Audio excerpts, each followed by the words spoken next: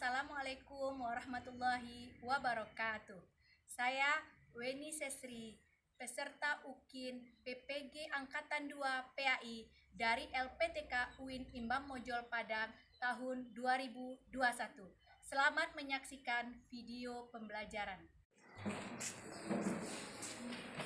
Assalamualaikum warahmatullahi wabarakatuh. Waalaikumsalam warahmatullahi wabarakatuh. Bagaimana kabar anak-anak ibu semuanya? Baik. Alhamdulillah. Ya, ibu sangat senang melihat wajah-wajah yang penuh semangat dari anak-anak ibu semuanya.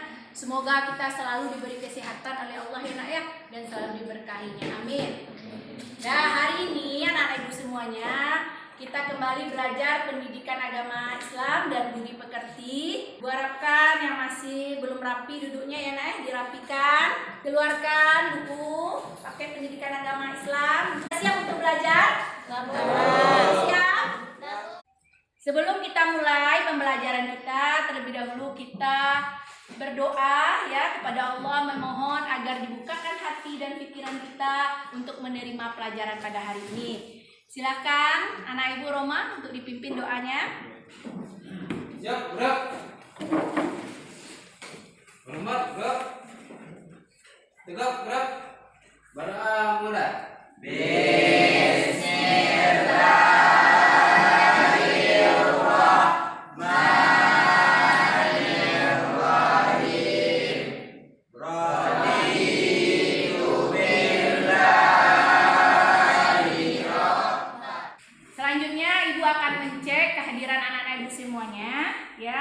Alfi Aditya, ada sholat 5 waktu nak? Ada, Bu. Alhamdulillah ya. Tingkatkan lagi, ditambah kalau bisa dengan sholat-sholat sunat ya nak ya. Nah, selanjutnya kita akan literasi membaca Al-Quran, yaitu surat pilihan, surat Al-Baqarah, surat yang kedua ayat 256. Nah, siapa anak ibu yang mau membaca surat ini? Ya, siapa yang mau membacanya? Perhatikan anak-anak ibu yang lainnya, tolong menyimak temannya membaca Al-Quran ya. Insya Allah yang membaca ayat Al-Quran dan juga yang menyimak temannya membaca, insya Allah dapat pahala. Amin. Nah, tolong dibaca, Rifa, yang lain tolong menyimak ya nak ya. Silakan.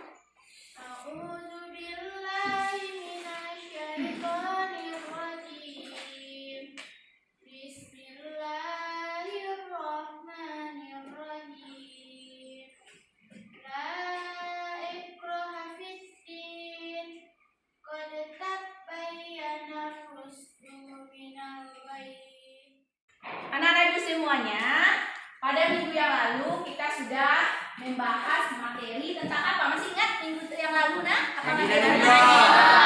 Terus tentang haji dan umrah. Nah, masih ingat apa itu haji? Nah, silakan.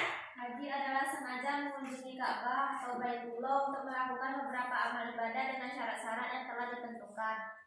Bagus. Nah, apa lagi? Ada pendapat yang lain? Silakan. Haji secara bahasa menyengaja sesuatu. Bagus, menyengaja ya, secara bahasa menyengaja sesuatu. Ada yang lain yang bisa menambahkan? Sudah?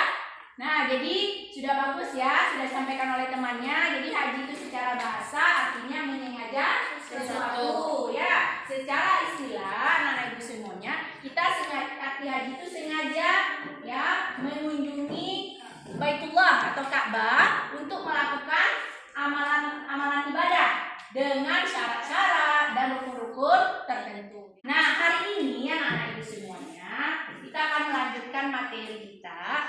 Kemarin itu kita udah membahas bagaimana syarat haji ya kan, rukun haji, berkaitan tentang ibadah-ibadahnya. Nah sekarang yang jadi pertanyaan, bagaimana ajaran-ajaran Islam tersebut ya bisa sampai ke Indonesia? Nah, itu jadi pertanyaan. Bagaimana caranya? Ada yang tahu? Dengan cara perdagangan. Iya, udah bagus. Melalui perdagangan bisa ya, melalui perdagangan. Nah, inilah yang akan kita bahas anak-anak ibu semuanya.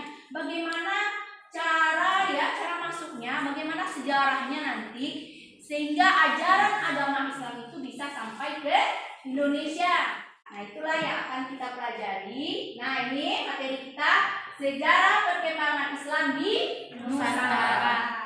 Kompetensi dasar ya, ini apa yang harus kamu capai, yang harus kamu kuasai pada pembelajaran hari ini, yaitu KD-nya 3.12. Ini aspek pengetahuan. Ini KD yang terakhir ya, Nak ya, di semester ini, memahami sejarah perkembangan Islam di Nusantara. Jadi ini diharapkan kamu mampu nanti memahami bagaimana sejarah perkembangan Islam di Nusantara. Kemudian KD 4.12 yang berkaitan dengan aspek keterampilan, diharapkan nanti itu kamu mampu menyajikan rangkaian sejarah perkembangan Islam di Nusantara. Kita lanjutkan.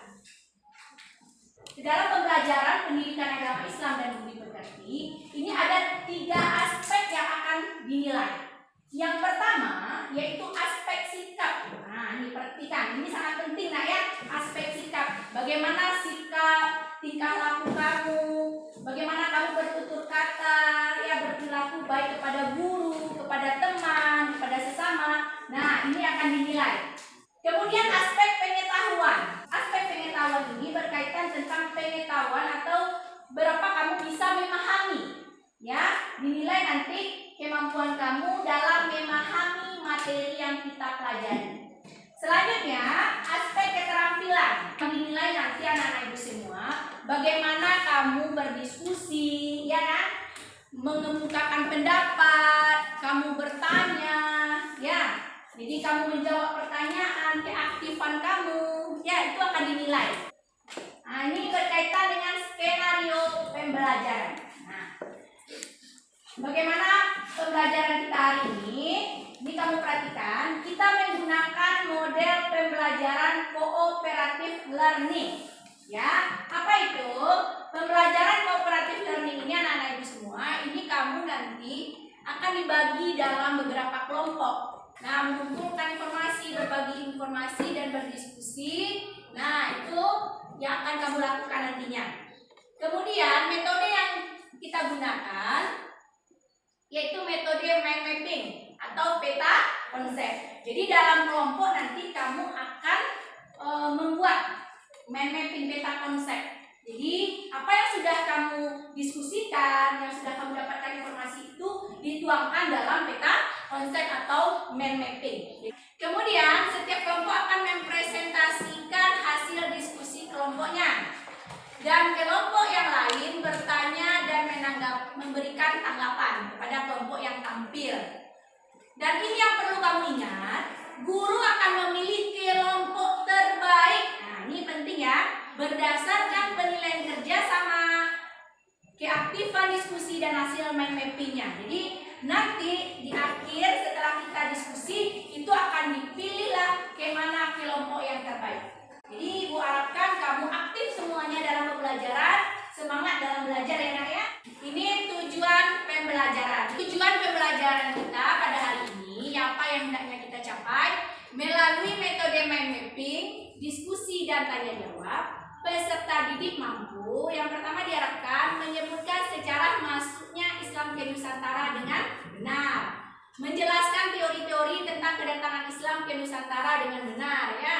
Kemudian menentukan cara-cara dakwah Islam di Nusantara dengan benar, kemudian menelaah prinsip dakwah Islam di Nusantara dengan tepat, menganalisis peran Wali Songo dalam penyebaran Islam dengan tepat.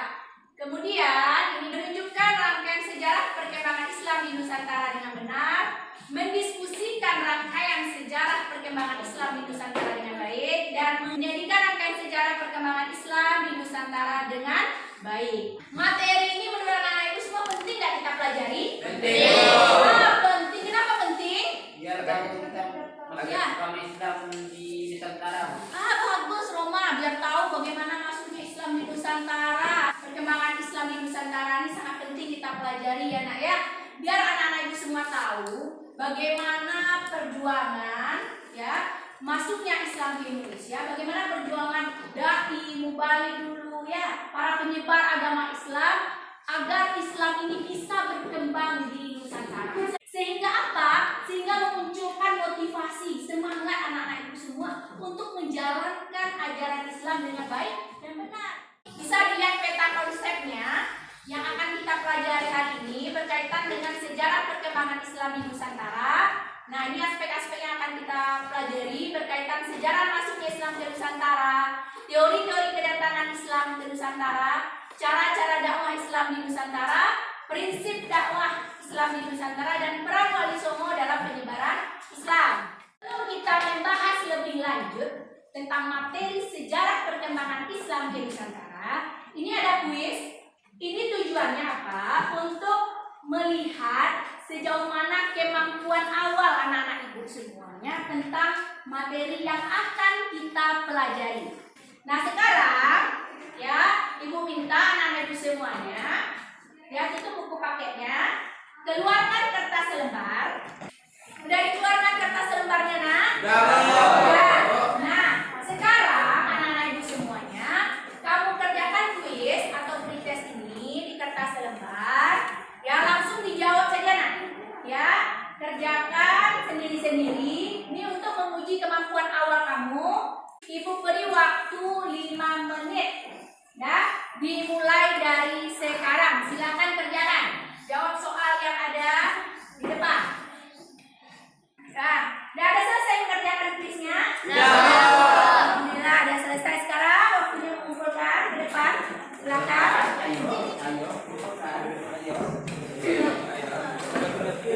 Udah kumpulkan semuanya, nak?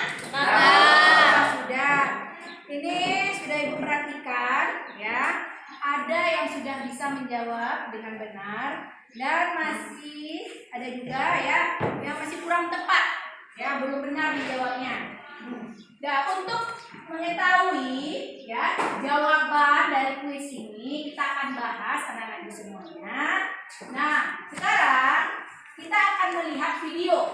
Ya, jadi kamu bisa nanti menilai betul atau salah enggak yang anak ibu jawab tadi.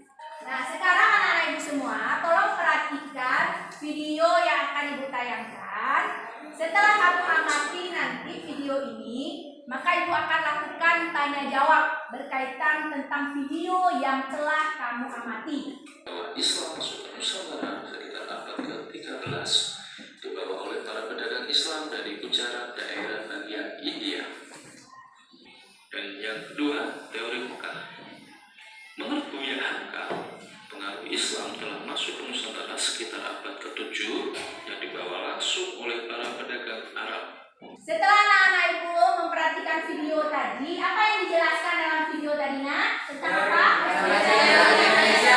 Sejarah masuknya Islam ke Indonesia. Siapa yang membawa ajaran Islam ke Indonesia? Siapa? Pedagang Gujarat. Nah, pedagang ya, pedagang mana?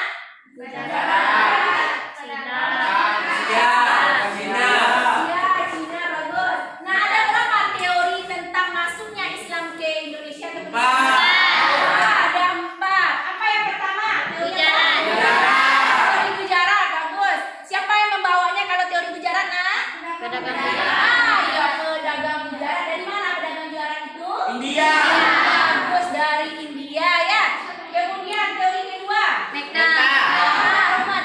Teori apa, Rahmat? Teori Mekah. Kalau teori Mekah itu siapa yang membawanya? Pedagang Arab, bagus. Kemudian lagi, selanjutnya ada teori yang ketiga. Persia. Pokoknya lagi. Teori apa, nak? Persia. Teori Persia. Siapa yang membawanya kalau teori Persia? Pedagang Persia ya, yang membawa Islam ke Indonesia. Nah, teori yang terakhir lagi. Teori Cina. Teori Cina, bagus anak-anak ibu semuanya. Kalau teori Cina itu siapa yang membawa ajaran Islam ke Indonesia? Jadi yang membawa ajaran Islam ke Indonesia menurut teori Cina adalah pedagang Cina, ya, pedagang Cina Muslim. Ya, nak ya. Kita lanjutkan dengan memperhatikan gambar berikut ini. Nah, ini Bu minta anak-anak ibu semua. Sekarang perhatikan gambar yang di sebelah kiri saja dulu ya, nak ya. Sebelah kiri anak-anak ibu, tolong diperhatikan. Dah. Dodi, perhatikan ibu ya, nak ya. Nah, oke, Dodi perhatikan ke depan, nak. Dah, perhatikan gambar yang sebelah kiri. Dah, yang pertama ini, yang di atas. Ya, anak-anak ibu lihat apa itu? Bagus. Nah,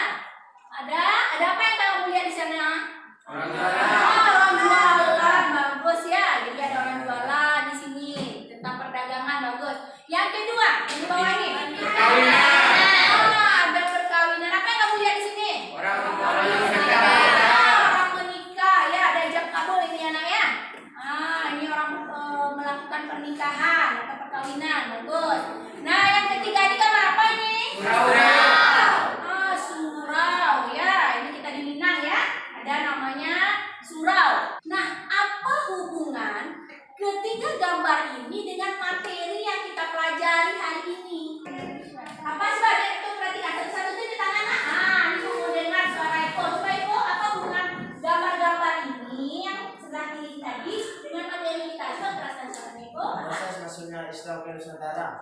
Proses masuknya bagus, proses masuknya Islam ke Nusantara sudah bagus Eko tadi ya. Jadi apa hubungan gambar yang sebelah kiri ini dengan materi kita hari ini? Cara masuknya Indonesia. Cara masuknya Islam ke Indonesia ya.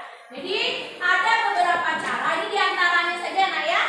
Nah diantaranya ini dan cara masuknya Islam ke Nusantara itu melalui perdagangan, perkawinan, melalui pendidikan ya. Jadi kalau kita di Sumatera Barat itu melalui surau ya. Apalagi selain yang 3 gambar ini, apa yang anak-anak ketahui bagaimana cara masuknya Islam ke Nusantara? Melalui apa lagi? Ada yang tahu? Hubungan sosial ya bang. Kemudian kesenian juga. Jadi melalui kesenian ini ya disampaikan dakwah Islami. Gambar yang sebelah kanan, nah ini mau tanya lagi, apa yang kamu lihat di gambar sebelah kanan ini nak? Wali Songo. Berapa jumlah Wali Songo itu? Bagus, ada 9 orang. Nah mereka menyebarkan Islam di mana ini? Wali Songo ini? Pulau Jawa, bagus. Jadi udah tahu anak-anak ibu semua ya. Nah sekarang ibu tanyakan anak-anak ibu semua, apa hubungan gambar yang di sebelah kiri ini, hubungan gambar yang di sebelah kiri ini dengan gambar yang di sebelah kanan? Siapa yang bisa? Coba tunjuk tangan anak ibu. Nah bagus, coba Diva. Cara masuknya Islam ke Nusantara dan cara penyebarannya. Ah bagus, jadi bagaimana cara masuknya dan juga penyebarannya. Gambar yang kiri ini itu menjelaskan bagaimana cara masuknya Islam ke Nusantara, dan gambar yang sebelah kanan ini adalah orang-orang yang menyebarkan Islam terutama di Pulau Jawa yang dikenal dengan nama Wali Songo, Wali yang 9. Anak ibu semua bisa nggak berdakwah? Apa hanya terhenti ketika zaman dulu saja dakwah atau tetap dilanjutkan sama sekarang? Dakwah itu tetap dilanjutkan. Nah, kamu berdakwah, gimana caranya? Bagaimana caranya kamu berdakwah? Bisa. Dengan apa? Berdua. Dengan apa lagi? Dengan lisan. Dengan apa lagi? Di zaman sekarang anak-anak ibu semua, kamu mungkin udah tahu ya, banyak media sosial. Apa contoh media sosial? Ada WhatsApp, apa lagi? Facebook ya, Instagram, banyak. Dan kamu bisa berdakwah melalui apa? Tulisan. Tapi kamu bisa menyampaikan tentang ajaran agama Islam. Sekarang anak-anak semuanya, kita akan masuk ke dalam tugas kelompok. Ya, tugas kelompok. Apa itu tugas kelompoknya? Yaitu kamu nanti akan berdiskusi dan membuat peta konsep atau mind mapping. Ini pembagian kelompoknya. Kelompok 1, Edi, Sinta, Sandi, Putri Ulan, Salsabila, dan Alfi Aditya. Apa tugasnya? Itu tugasnya tentang teori-teori masuknya Islam ke Nusantara. Kelompok yang kedua yaitu anak ibu Dian, Dasya, Vinel, Davi, Sylvia, dan Aditya Saputra. Nah, apa tugasnya? Yang berkaitan tentang cara-cara dakwah Islam di Nusantara. Kelompok 3 ya, Rifa, Nurul, Arya, Gilang, dan Ayu. Ini tugas kelompok 3 tentang prinsip dakwah Islam di Nusantara. Kelompok 4 itu Suci, Eko, Desti, Dodi, Romansa, dan Diva, berkaitan tentang peran Wali Songo dalam menyebarkan agama Islam. Dan jadi anak-anak ibu semuanya, nanti kamu akan duduk berkelompok, mendiskusikan materi ini dan juga membuat peta konsepnya. Nah, setelah selesai nanti akan dipresentasikan ke depan. Nah, masing-masing kelompok juga harus mempersiapkan yel-yel kelompoknya biar lebih semangat nanti anak ya. Dan kelompok yang lain menanggapi ya presentasi dari kelompok temannya. Nah, ajukan nanti pertanyaan. Jadi dilakukan tanya jawab. Kemudian yang penting kamu ingat, ibu akan melakukan penilaian dan akan dipilih nanti kelompok terbaik. Bisa dipahami itu? Sekarang anak-anak ibu semua kita akan beri nama kelompok. Nah, menurut anak-anak ibu semuanya namanya apa? Siapa apa yang anak-anak ibu inginkan nama kelompoknya? Boleh? Wali Songo apa lagi? Ya, ada beberapa masukan ya tentang nama kelompok. Yang menginginkan kelompok Rajidin berapa orang? Tunjuk tangan. Nah, 1 orang. Kalau yang Wali Songo, berapa orang yang menginginkan Wali Songo nama kelompok? Banyak, mayoritas ya menginginkan nama Wali Songo. Berarti yang kita ambil adalah suara terbanyak. Jadi Diva harus ikut ya nak ya. Walaupun beda pendapat, karena suara terbanyak adalah nama kelompoknya Wali Songo, maka nama kelompok yang kamu berikan adalah Wali Songo. Nah, sekarang kamu duduk anak-anak ibu semua berdasarkan kelompoknya, duduk secara berkelompok. Kelompok 1 di sini ya. Nah, di sebelah kiri ini, di sebelah kiri ibu ya. Sebelah sini kelompok 2, kelompok 3 dan kelompok 4. Yang paling ujung di sebelah kanan ibu ya. Sana. Jadi kamu duduk berkelompok, berdiskusi dan membuat mapping-nya. Ibu beri waktunya 30 menit. Ya, gunakan waktu dengan sebaik-baiknya. Nah, sekarang silakan duduk secara berkelompok. Nah, ini kelompok 1 di sini ya. Kelompok 2, kelompok 3 dan kelompok 4. Ya, ini karton dan juga spidol kepada masing-masing kelompok. Silakan perwakilan kelompok 1 diterima. Nah, ini ya. Dan menarik nanti mapping kelompok 4-nya ditambahkan dengan warna ya nak ya. Sesuaikan warnanya nanti ya nak ya. Pilih warna-warna yang sesuai dengan temanya. Ya, ini diisi nanti yang atas ini nak ya, biar tidak kosong. Nah, ditambahkan tulisannya. Nanti tulisan-tulisan ini dijelaskan nak ya. Ya, Bu.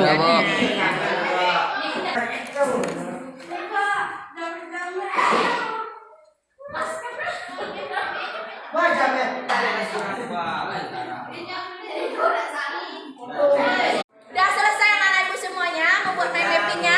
Alhamdulillah udah selesai ya. Biar lebih semangat anak-anak ibu semua, ini kuliah sudah mulai lesu ya. Nah, biar lebih semangat kita tampilkan yel-yel terlebih dahulu sebelum anak-anak ibu presentasi. Kita mulai yel-yelnya dari kelompok 1 terlebih dahulu. Silakan kelompok 1. Dan kalian jaga. Yes, yes, yes. Dah, tadi sudah dari kelompok 1 ya. Semangat anak-anak ibu. Sekarang kita lihat lagi yel-yel dari kelompok 2. Ya, dari kelompok 2 silahkan. Nah, selanjutnya kita akan lihat yel-yel dari kelompok 3. Sunan apa? Sunan Kalijaga dan Sunan Gunung Jati ya. Jangan sampai kalah semangatnya nak ya. Silahkan kelompok 3 untuk menampilkan yel-yelnya. Dakwah Islamnya. Oke. Ya, luar biasa semangat dari kelompok 3 ya, Sunan Gunung Jati dah. Terakhir, kita akan lihat lagi yel-yel dari kelompok 4. Yang mana nama kelompoknya nak? Sunan Muria. Jadi jangan sampai kalah semangatnya. Silakan kelompok 4. Sunan Muria. Semangat, semangat, oke. Luar biasa semangat anak-anak ibu semuanya. Kita beri aplaus untuk yang 4 kelompok ya. Nah, yang sudah semangat. Sekarang anak-anak ibu semuanya, waktunya kamu untuk mempresentasikan hasil diskusi dan juga mapping kamu ke depan. Nah, masing-masing kelompok nanti mengutus 2 perwakilannya, 1 menjadi moderator dan 1 lagi menjadi penyaji. Sedangkan kelompok yang lain ya memberikan tanggapan dan pertanyaan kepada kelompok yang tampil. Sekarang kita mulai presentasi yang pertama dari kelompok 1. Ya, kelompok 1 Sunan Kalijaga ya nak ya. Nah, silakan perwakilan kelompoknya tampil ke depan. Assalamualaikum warahmatullahi wabarakatuh. Waalaikumsalam.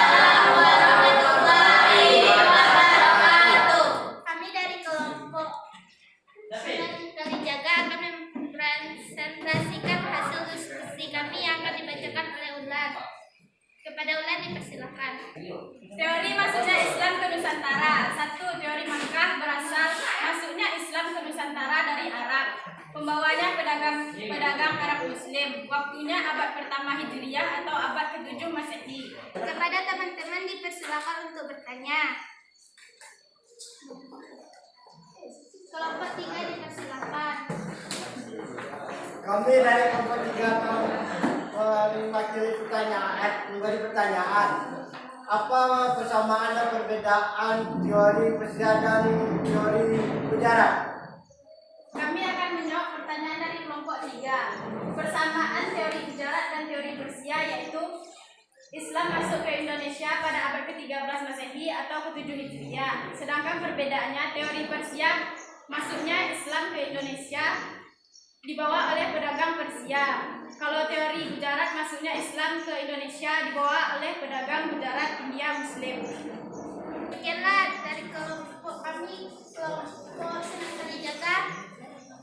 Assalamualaikum warahmatullahi wabarakatuh. Waalaikumsalam warahmatullahi wabarakatuh. Ya, terima kasih kepada kelompok 1 ya, Sunan Kalijaga yang sudah mempresentasikan hasil diskusi kelompoknya. Kita beri aplaus untuk kelompok 1 Sunan Kalijaga ya. Yang sudah bagus ya, sudah mampu mempresentasikan hasil diskusinya, juga membuat mind mapping dan bisa menanggapi ya pertanyaan dari kelompok lain. Nah, selanjutnya ini harus lebih semangat lagi ya. Dari kelompok 2, silakan untuk mempresentasikan hasil diskusinya. Assalamualaikum warahmatullahi wabarakatuh. Waalaikumsalam warahmatullahi wabarakatuh. Kami dari kelompok 2 akan mempresentasikan hasil diskusi kami yang akan dibacakan oleh Dasya. Dakwah di Nusantara. 1. Pernikahan.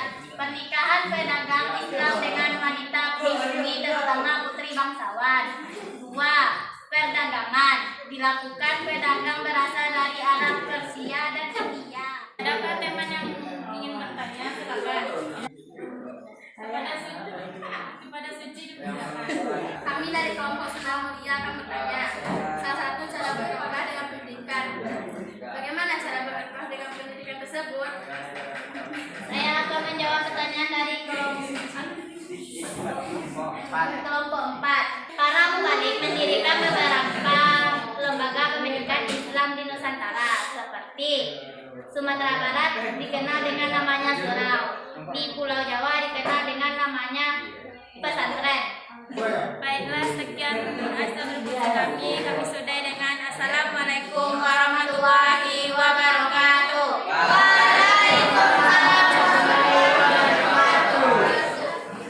Ya, kita beri aplaus ya untuk kelompok 2 Sunan Ampel ya, kita beri aplaus yang mulia ya.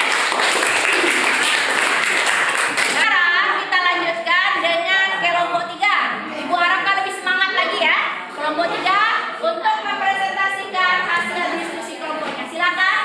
Wassalamualaikum warahmatullahi wabarakatuh.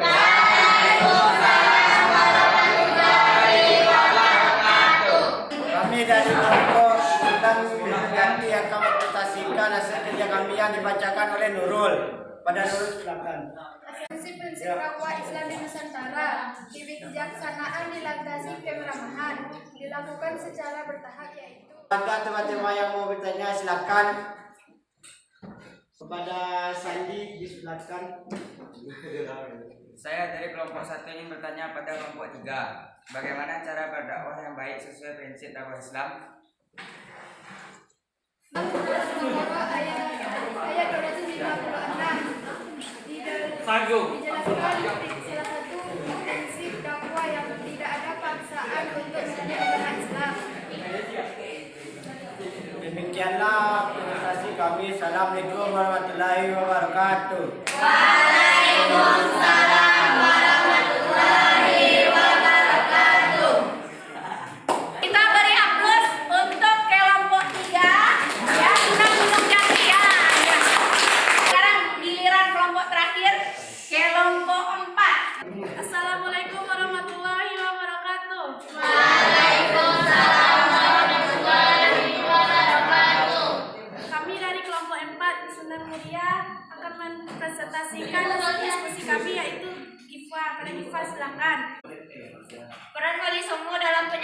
agama Islam. Sunan 1.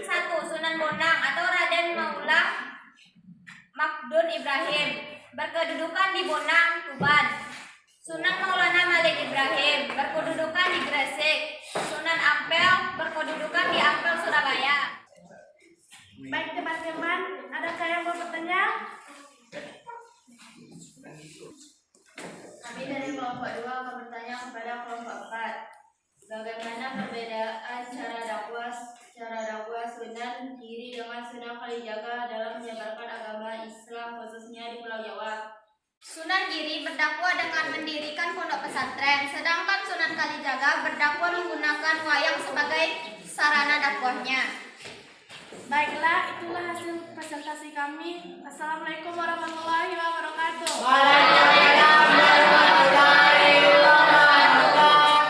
Nah, kita berikan aplaus untuk kelompok 4 ya. Tadi kita sudah ya selesai berdiskusi dan juga presentasi kelompok. Tapi perlu ditingkatkan rasa percaya dirinya ya nak ya. Kalau yang ingin bertanya maupun ingin mempresentasikan, lebih percaya diri ya. Dan diharapkan semuanya bisa lebih aktif lagi ke depannya.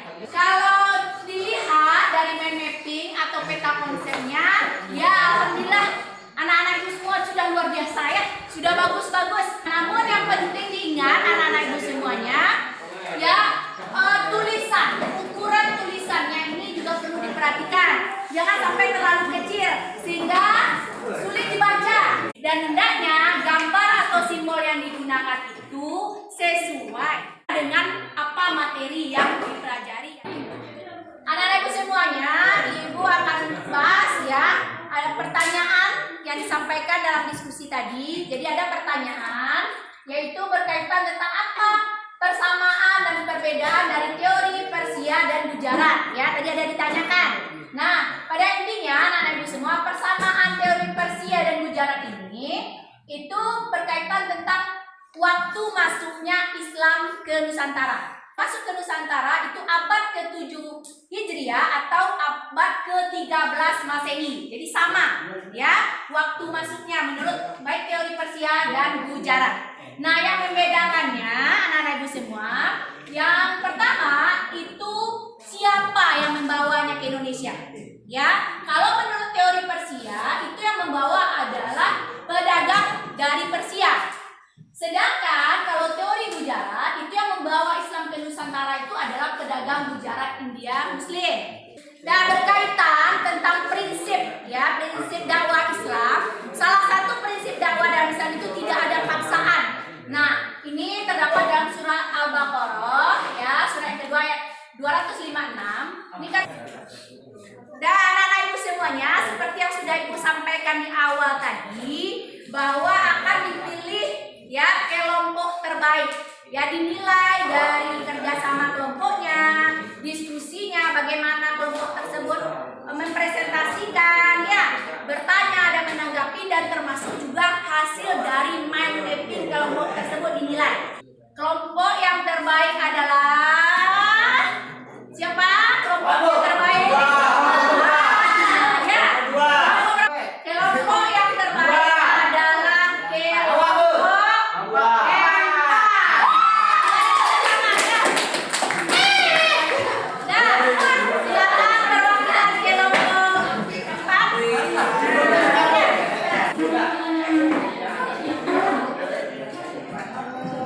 kita beri aplaus untuk kelompok 4. Untuk kelompok yang lainnya, kelompok 1, 2, dan 3, kamu sudah luar biasa, sudah bagus semuanya ya nak ya. Dan ibu harapkan tetap semangat ya. Mudah-mudahan di pembelajaran selanjutnya atau pertemuan selanjutnya kelompok yang lainnya bisa menjadi kelompok yang terbaik. Selanjutnya anak-anak ibu semua, kita akan menyimpulkan materi yang sudah kita pelajari pada hari ini.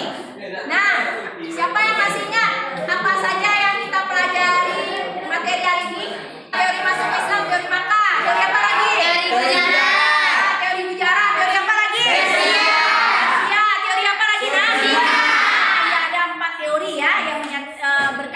tentang masuknya Islam di Nusantara. Kemudian ada cara-cara dakwah. Bagaimana cara dakwah? Apa saja cara dakwah?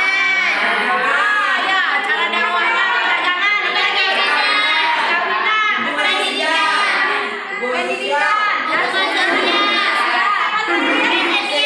kesenian, bagus ya, itu cara-cara dakwah Islam di Nusantara ya.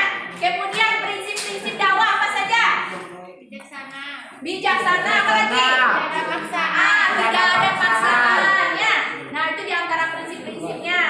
Kemudian lagi tentang peran wali songo ya. Jadi wali songo ini berperan terutama di pulau apa? Pulau Jawa.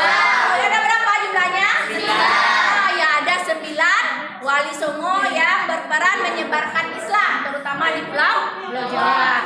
Mengerjakan lembar kerja peserta didik. Jadi untuk menguji pemahaman kamu terhadap materi yang sudah kita pelajari, maka kamu akan kerjakan lembar kerja peserta didik. Ini lembar kerja peserta didik atau LKPD.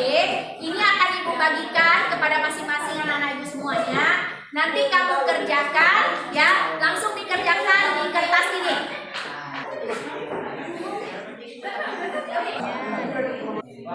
Selesai mengerjakan LKPD? Alhamdulillah udah selesai ya. Sekarang kumpulkan LKPD-nya ke depan. Ya, silakan perwakilan kelompok ya. Silakan. Good, silakan. Kumpulkan ya. Sekarang kita lihat anak-anak ibu semua. Ini LKPD-nya tadi ya. Ya, silakan anak ibu Dasya ke depan. Ya, ini isi ya. Teori Mekah aja dulu. Isi. Abad keberapa? Hijriah. Ya, siapa pembawanya?